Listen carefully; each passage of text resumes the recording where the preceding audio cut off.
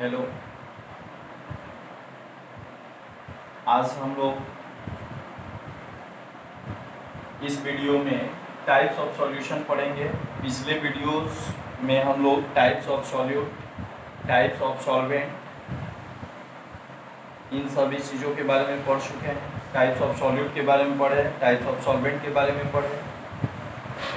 उसके पहले solute, solvent, solution का इंट्रोडक्शन हम लोग पढ़े थे कि सॉल्यूट, सॉल्वेंट और सॉल्यूशन किसे कहते हैं, इसके बारे में हम लोग स्टडी किए थे। तो सबसे पहले टाइप्स ऑफ सॉल्यूशन में हम लोग फर्स्ट पॉइंट पढ़ेंगे कि कंपोनेंट्स को मिलाने के आधार पर सॉल्यूशन कितने टाइप का होता है। Types of solution on the basis of number of components getting mixed. तो कंपोनेंट्स के आधार पर सॉल्यूशन को कितने टाइप में क्लासिफाई किया गया है, इसके बारे में हम लोग स्टडी करेंगे। ठीक है, तो देखेंगे आप लोग। इसमें सबसे पहला पॉइंट हम लोग का होगा बाइनरी सॉल्यूशन। सबसे पहले हम लोग इसमें पढ़ेंगे binary solution. Binary solution, bi का मीनिंग होता है two. Bi means two, bi means two. और नरी, नरी का मतलब होता है कंपोनेंट्स। उसके वो सॉल्यूशन जो है जिस कंपोनेंट से मिल करके बना हुआ है उसका संख्या जो है वो 2 हो। तो जब सॉल्यूशन 2 कंपोनेंट से मिल करके बना होता है तो उसे हम लोग बाइनरी सॉल्यूशन कहते हैं, तब उसे हम लोग बाइनरी सॉल्यूशन बोलेंगे। तो आप यहाँ पर नोट कर सकते हैं, नोट कीजिए। containing two components,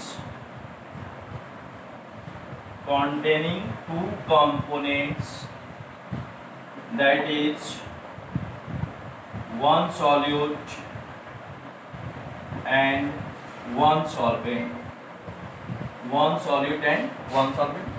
इसका एग्जाम्पल आप लोग को पता है, कोई भी आप 2 एग्जाम्पल डाल दीजिए। जैसे एक कंपोनेंट हो गया आपका अल्कोहल और एक कंपोनेंट हो गया वाटर। अल्कोहल और वाटर का जो मिक्सचर होगा ये आपका बाइनरी सॉल्यूशन हो जाएगा। उसके बाद शुगर को वाटर में ऐड कर दीजिए, ये तो पॉपुलर एग्जांपल है ना। शुगर और वाटर का मिक्सचर हो गया। ग्लूकोज और वाटर का मिक्सचर ले लिए, ग्लूकोज वाटर का मिक्सचर ले लीजिए, ग्लूकोज वाटर मिक्सचर हो गया। NaCl वाटर मिक्सचर हो गया। अब कहिएगा कि क्या जो है सब वाटर वाला ही जो है एग्जाम्पल हम लोग सीखेंगे, क्या नहीं, ऐसा बात नहीं है कि बहुत सारा एग्जाम्पल आएगा। तो ये सब बाइनरी सॉल्यूशन का एग्जाम्पल। तो बाइनरी सॉल्यूशन में 2 कंपोनेंट्स होता है, एक सॉल्यूट होता है और एक सॉल्वेंट होता है। तो 2 कंपोनेंट्स वाले सॉल्यूशन को हम लोग बाइनरी सॉल्यूशन बोलते हैं। और यही कंपोनेंट यदि कंपोनेंट की संख्या जो है 3 हो जाए तो वो टर्नरी सॉल्यूशन हो जाएगा। Ternary solution, ternary solution. तो टर का मीनिंग यहाँ पर 3 है और नरी का मतलब कंपोनेंट। टर्नरी सॉल्यूशन, तो इसमें हम लोग क्या लिखेंगे, कॉन्टेनिंग, नोट करेंगे वो containing 3 components। ये सब इजी पॉइंट्स हैं।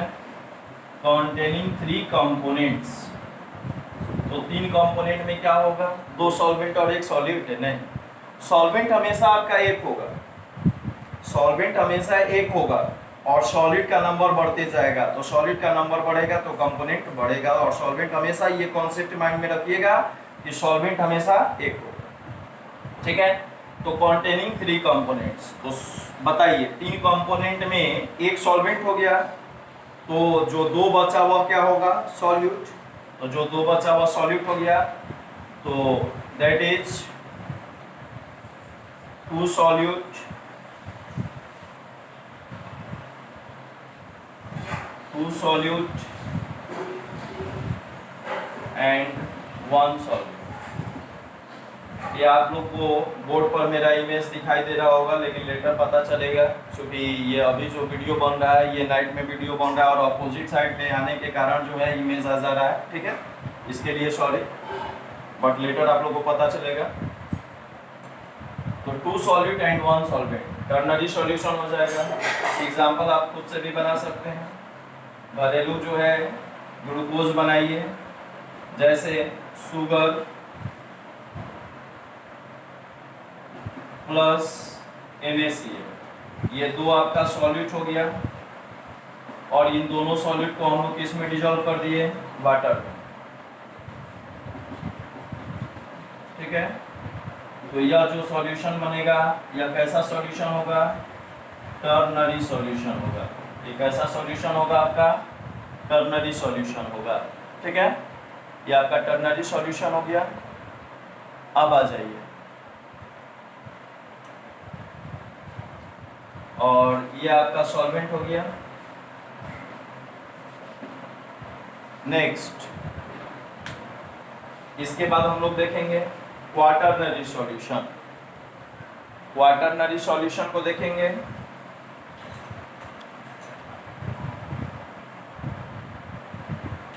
क्वाटरनरी सॉल्यूशन, ये बी नंबर था टर्नरी सॉल्यूशन। सी नंबर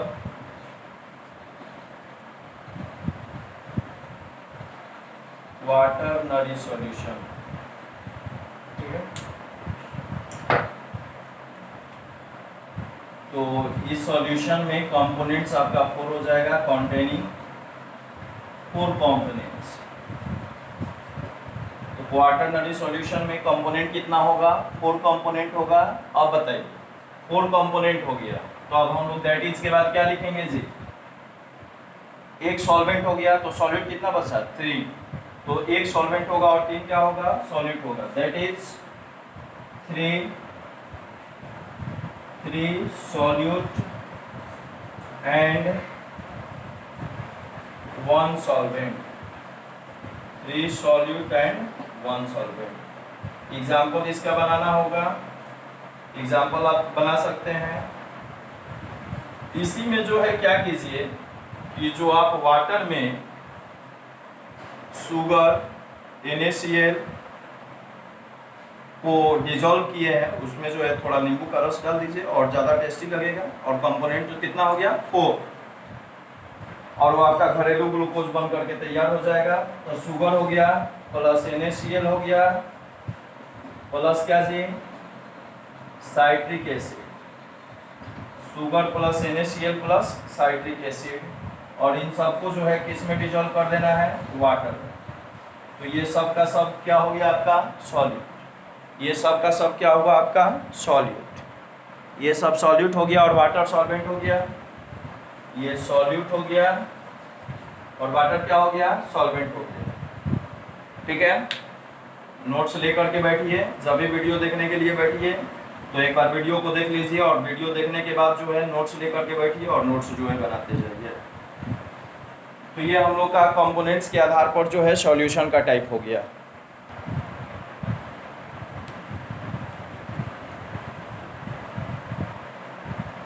तो सेकेंड पॉइंट हम लोग देखेंगे on the basis of concentration of solution. इसमें डाइल्यूट सॉल्यूशन है। सबसे पहला पॉइंट डाइल्यूट सॉल्यूशन, कंसंट्रेशन के आधार पर सॉल्यूशन के टाइप। कंसंट्रेशन क्या होता है, डिफिनिट अमाउंट ऑफ सॉल्वेंट में सॉलिड का जितना अमाउंट हम लोग डिजोल्व करते हैं वो सॉल्यूशन का कंसंट्रेशन होता है। यानी सॉल्वेंट के यूनिट वॉल्यूम में सॉलिड का जितना ज़्यादा अमाउंट होगा वह सॉल्यूशन उतना ही हाईली कंसंट्रेटेड कहलाएगा। Concentration means amount of solid. Simple रूप से आप माइंड में इस बात को रखिए, concentration means amount of solid. तो सॉल्वेंट के एक डिफिनिट वॉल्यूम में डिफिनिट अमाउंट में सॉलिड का जितना ज़्यादा अमाउंट रहेगा वह सॉल्यूशन उतना ही हाईली कंसंट्रेटेड होगा। ठीक है, अब आ जाइए सबसे पहला चीज dilute solution. Dilute solution, dilute solution का मतलब क्या होता है? सॉल्वेंट ज़्यादा है, सॉल्वेंट ज़्यादा है और सॉलिड क्या है? कम। सॉल्वेंट ज़्यादा रहेगा और सॉलिड कम रहेगा तो ऐसा सॉल्यूशन डाइल्यूट सॉल्यूशन कहलाता है। कंसंट्रेटेड सॉल्यूशन क्या होता है? कंसंट्रेटेड सॉल्यूशन क्या होता है? तो the solution containing more solute is called concentrated solution. Solvent में जब हम लोग सॉलिड का ज़्यादा अमाउंट डाल देंगे, यानी सॉल्यूशन को गाढ़ा कर देंगे, जब सॉल्यूशन पतला रहेगा तो वो डाइल्यूट सॉल्यूशन, और सॉल्यूशन में जब सॉलिड ज़्यादा अमाउंट में डाल करके पूरे अच्छे से डिजोल्व कर देंगे तो वह सॉल्यूशन कंसंट्रेटेड सॉल्यूशन हो जाएगा। सैचुरेटेड सॉल्यूशन क्या होता है? अब क्या कर कीजिए कि आप ये 1 लीटर वाटर ले लीजिए और 1 लीटर वाटर लेकर के उसमें शुगर डिजोल्व करते जाइए, डिजोल्व करते जाइए, डिजोल्व करते जाइए, डिजोल्व होते जाए, शुगर उसमें ऐड करते जाइए, उसको डिजोल्व करते जाइए, डिजोल्व होते जाए, फिर शुगर ऐड कीजिए, फिर उसको डिजोल्व कीजिए। एक ऐसा टाइम आएगा कि आप शुगर डाल करके आप उसको कितना भी डिजोल्व कीजिएगा वह डिजोल्व उसमें नहीं होगा रूम टेम्परेचर प्रेशर पर। तो ऐसा सॉल्यूशन कंसंट्रेटेड सॉल्यूशन कहलाता है। ऐसे सॉल्यूशन को हम लोग क्या कहते हैं? कंसंट्रेटेड सॉल्यूशन कहते हैं।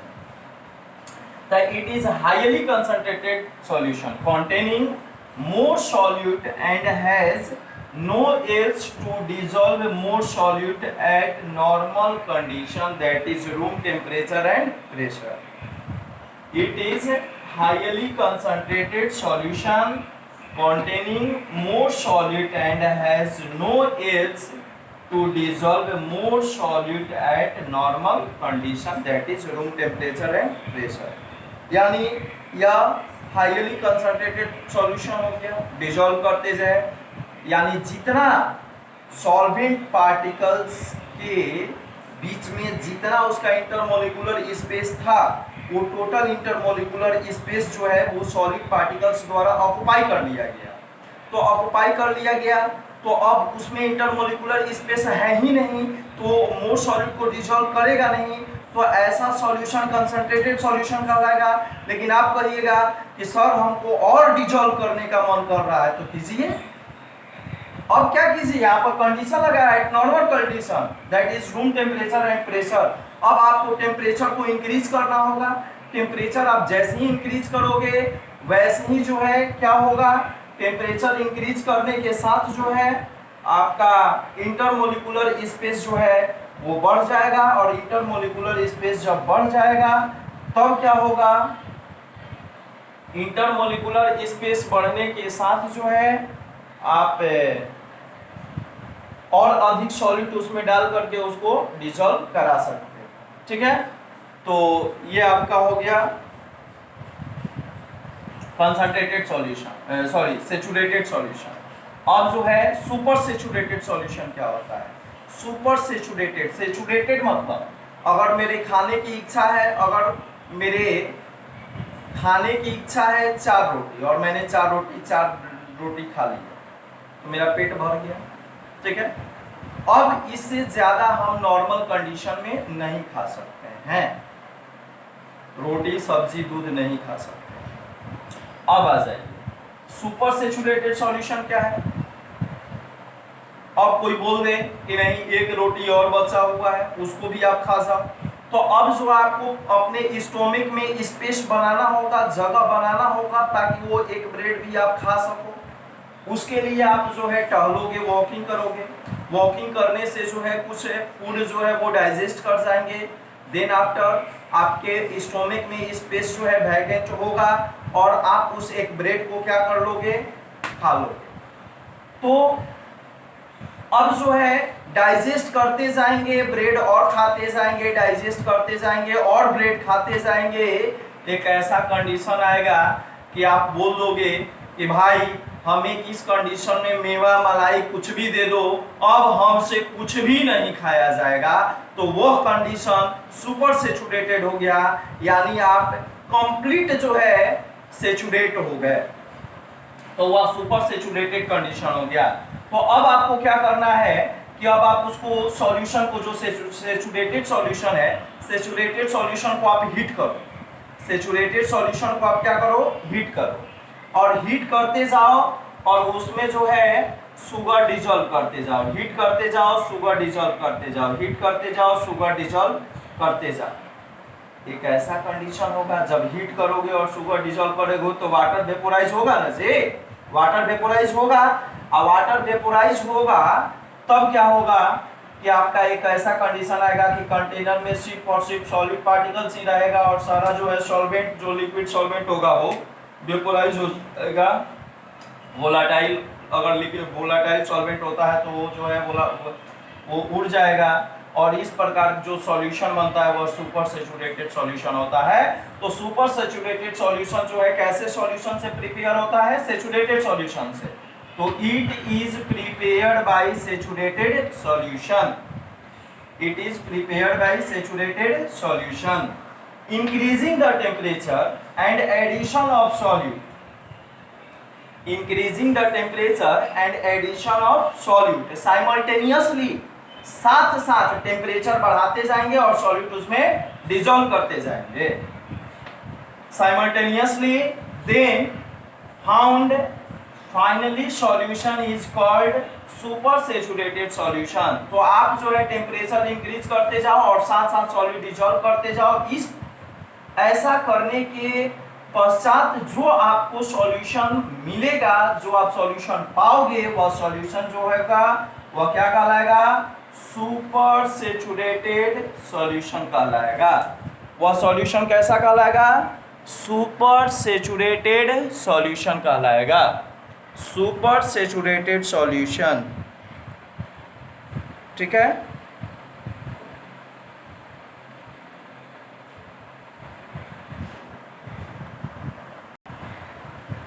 अब जैसे हम लोग देखते हैं third number, aqueous solution and non aqueous solution. Third number हम लोग देखते हैं, third number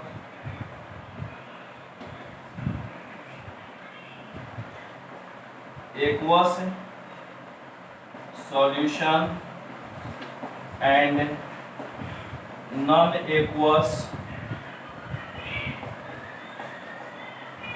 solution. Aqueous solution and non aqueous solution. Aqueous solution and non aqueous solution क्या है? तो एक्वस मतलब होता है water, aqua means water, aqueous मतलब जलीय, वाटर, एक्वा मीन्स वाटर। तो वैसा सॉल्यूशन जिसमें सॉल्वेंट वाटर होगा वह एक्वस सॉल्यूशन कहलाएगा, और जिसमें सॉल्वेंट वाटर के अलावा दूसरा चीज होगा, अल्कोहल हो, ईथर हो, कार्बन टेट्राक्लोराइड हो, बेंजीन हो, तो वह सब सॉल्यूशन कैसा सॉल्यूशन कहलाएगा, नॉन एक्वस सॉल्यूशन कहलाएगा। तो आप लिख सकते हो द सॉल्यूशन, खुद से लैंग्वेज आप खुद से बनाना सीखिए। The solution containing water as a solvent called aqueous solution, aqueous solution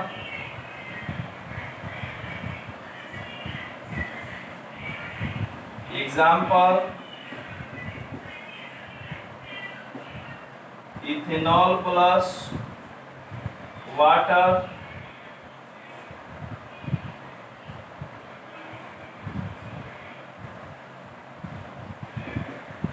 sugar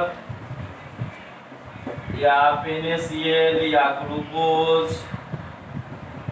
या अमोनिया गैस, कुछ भी सॉलिड के रूप में ले सकते हो। ये सब जो है कोई भी आप सॉलिड को वाटर के साथ मिला दो, एक्वस सॉल्यूशन होगा। वाटर सॉल्वेंट होगा तो सॉल्यूशन एक्वस होगा। उसके बाद non aqueous solution, the solution containing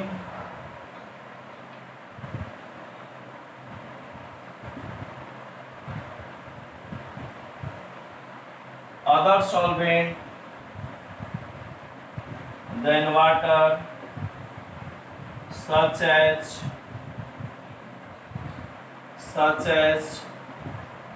alcohols, ethers, benzene, carbon tetrachloride,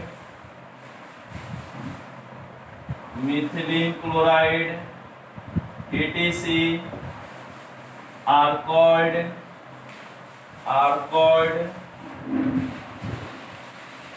non-aqueous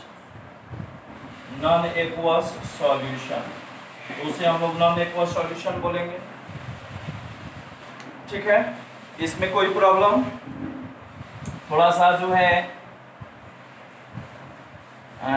चूंकि यह जो वीडियो बन रहा है ये क्लासरूम वाले बोर्ड पर वीडियो नहीं बन रहा है, क्लासरूम वाला बोर्ड काफ़ी लंबा है, तो ये वीडियो जो है अभी मैं घर वाले बोर्ड पर ही बना रहा हूँ, इसलिए थोड़ा सा स्पेस जो है कम मिल पा रहा है।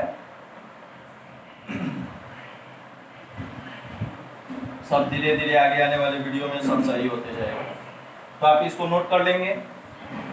इसके बाद नेक्स्ट हम लोग देखते हैं, यह था आपका एक्वस सॉल्यूशन और नॉन एक्वस सॉल्यूशन।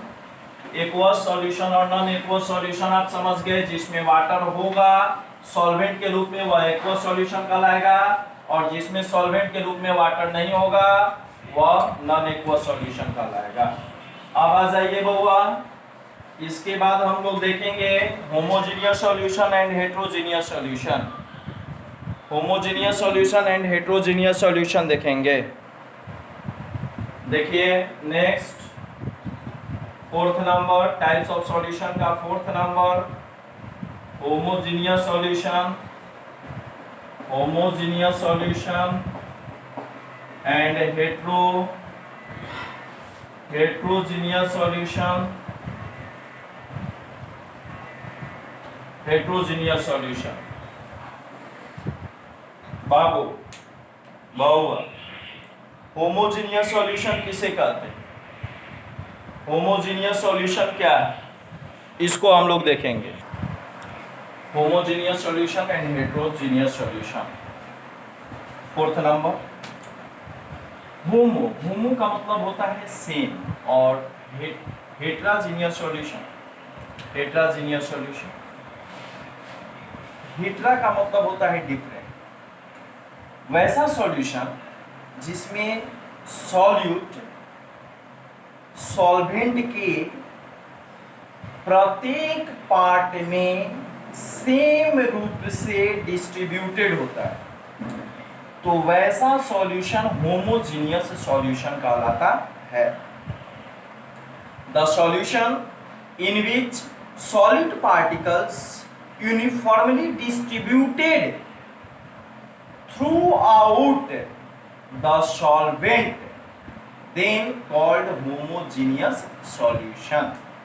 वैसा सॉल्यूशन जिसमें सॉलिड पार्टिकल्स सॉल्वेंट के प्रत्येक पार्ट में सेम रूप से इक्वली डिस्ट्रीब्यूटेड, यूनिफॉर्मली डिस्ट्रीब्यूटेड होता है, तो वैसा सॉल्यूशन होमोजेनियस सॉल्यूशन कहलाता है। और hetero means different, heterogeneous solution, hetero means different. वैसा सॉल्यूशन जिसमें सॉलिड पार्टिकल्स सॉल्वेंट के प्रत्येक पार्ट में सेम रूप से डिस्ट्रीब्यूटेड नहीं होता है, तो ऐसे सॉल्यूशन को हम लोग हेटेरोजेनियस सॉल्यूशन कहते हैं। कोई प्रॉब्लम? अब इसको लिख लेना है, लिखिए, नोट करना स्टार्ट कीजिए। The solution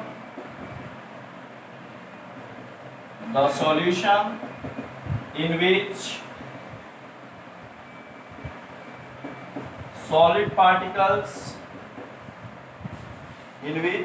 solid particles uniformly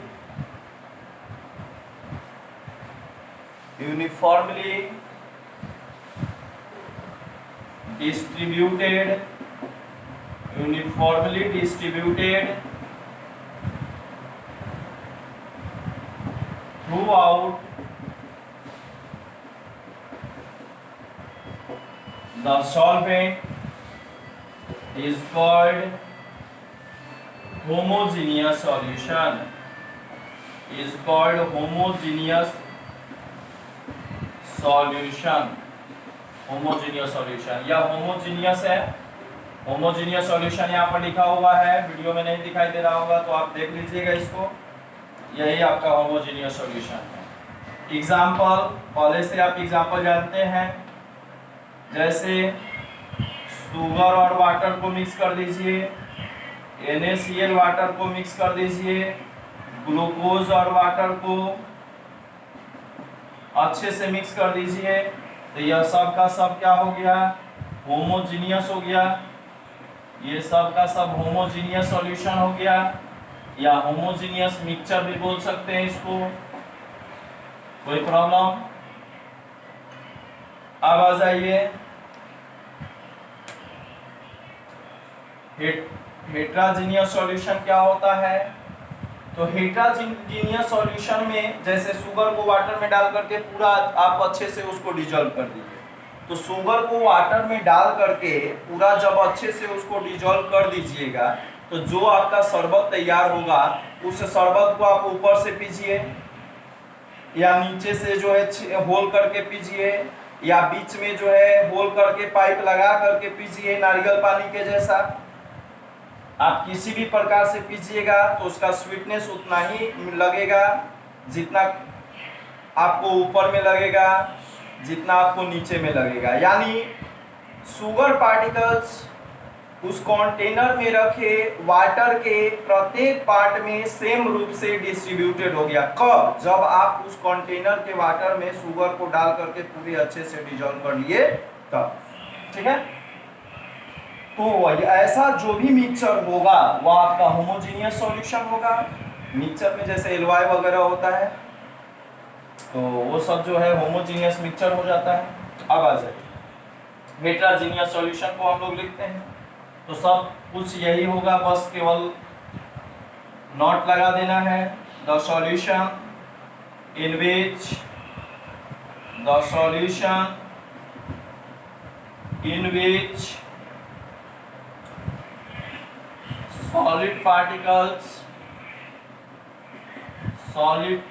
solid particles do not uniformly distributed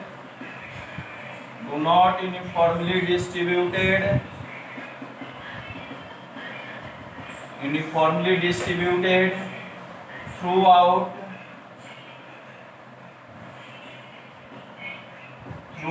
the solvent is called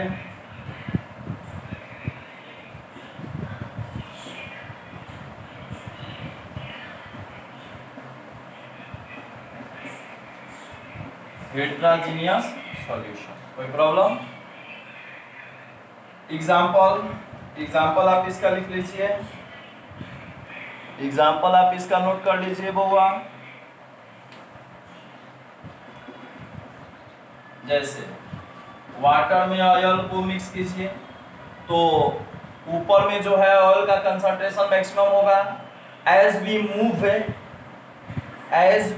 move deep into the phase, bulk phase, as we going into deep in the bulk phase, then the concentration of oil decreases in water। ऊपर में तो concentration maximum रहेगा, लेकिन जैसे जैसे bulk phase में हम लोग नीचे की तरफ जाएंगे वैसे वैसे ऑयल का कंसंट्रेशन डाउन मिलेगा। तो यह यूनिफॉर्मली डिस्ट्रीब्यूटेड हुआ? नहीं हुआ। तो यह कैसा मिक्सचर हुआ? हेट्रोजीनियस सॉल्यूशन हुआ। तो यह कैसा हो गया? हेट्रोजीनियस सॉल्यूशन हो गया, हेट्रोजीनियस सॉल्यूशन। वाटर और सैंड का मिक्सचर भी कैसा हुआ? हेट्रोजीनियस हुआ। ठीक है, नोट कर लीजिए आप।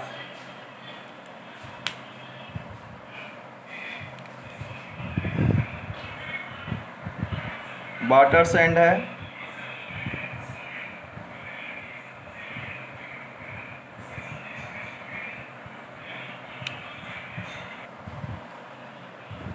तो अब हमारा पॉइंट है types of solution on the basis of nature of solute and solvent. इसमें देखिए, इसमें सॉल्यूशन जो होता है वो 3 टाइप का होता है। एक सॉलिड सॉल्यूशन होता है, एक गैसियस सॉल्यूशन होता है और एक लिक्विड सॉल्यूशन होता है।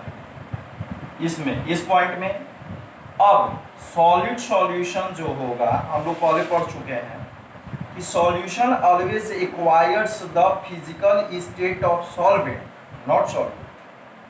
सॉल्यूशन किसके फिजिकल स्टेट को एक्वायर करता है? सॉल्वेंट के फिजिकल स्टेट को एक्वायर करता है। तो सॉल्वेंट का फिजिकल स्टेट यदि सॉलिड होगा तो सॉल्यूशन भी क्या होगा? सॉलिड सॉल्यूशन कहलाएगा। तो सॉलिड सॉल्यूशन में सॉल्वेंट का फिजिकल स्टेट हमेशा क्या होगा? सॉलिड होगा। और सॉलिड क्या होगा? सॉलिड भी होगा, लिक्विड भी होगा और गैस भी। लिक्विड सॉल्यूशन में सॉल्वेंट जो होगा वो हमेशा लिक्विड होगा।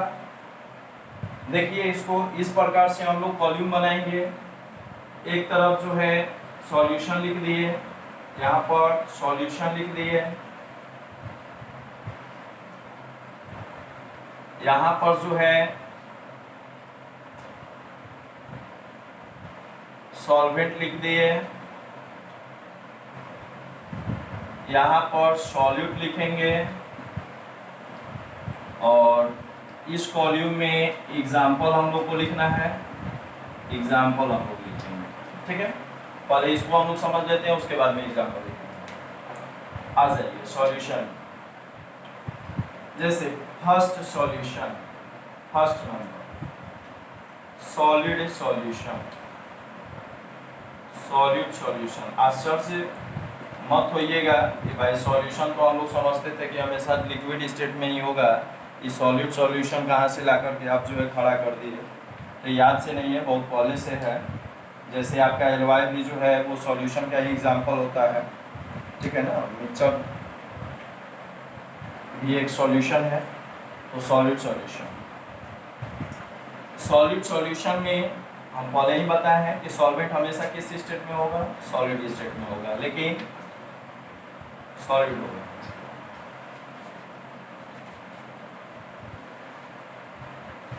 सॉल्वेंट हमेशा सॉलिड होगा। सॉल्वेंट क्या होगा? सॉलिड होगा, सॉलिड। और सॉलिड आपका सॉलिड भी हो सकता है, लिक्विड भी हो सकता है और बहुआ गैस भी हो सकता है। एग्जाम्पल हम लोग लिखेंगे, पहले इस कॉलम को फिलअप कर लिया जाए। अब आ जाए सॉलिड सॉल्यूशन के बाद लिक्विड सॉल्यूशन। तो लिक्विड सॉल्यूशन जैसे ही इसका नाम पड़ा तो हम पहले ही कॉन्सेप्ट बता चुके हैं। बताइए, लिक्विड सॉल्यूशन। तो लिक्विड सॉल्यूशन में सॉल्वेंट जो है वो किस स्टेट में होगा? लिक्विड स्टेट में होगा। और सॉलिड का स्टेट जो है वो वेरी करेगा। तो लिक्विड सॉल्यूशन में सॉल्वेंट का स्टेट क्या हुआ? लिक्विड। ठीक है, हमेशा जो है सॉल्वेंट का स्टेट लिक्विड होगा, लिक्विड होगा। और सॉलिड का स्टेट क्या होगा? सॉलिड, लिक्विड और गैस होगा। ठीक है,